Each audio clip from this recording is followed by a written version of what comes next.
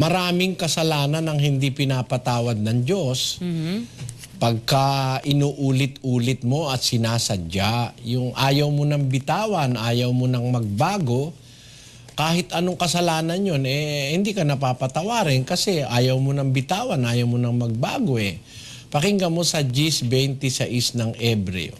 Sapagkat kung ating sinasadya ang pagkakasala, pagkatapos na ating matanggap ang pagkakilala sa katotohanan, ay wala ng haing natitira pa tungkol sa mga kasalanan, kundi isang kakilakilabot na paghihintay sa paghuhukom at isang kabangisan ng apoy na lalamon sa mga kaaway. Ay, tinan mo, pagka pala sinasadya na natin ng kasalanan, ulit-ulit na tayo.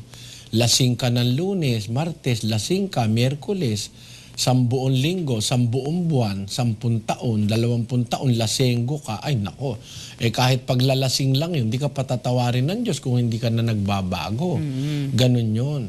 Kaya pagka ikaw ay sinasadya mo ng ulit-ulitin ng kasalanan, bawa nangalo niya ka uli, nangalo niya ka. Parang buhay mo, lagi ka na lang nangangalo niya sa buong buhay mo. Hindi patatawarin ng Diyos yun, kapatid.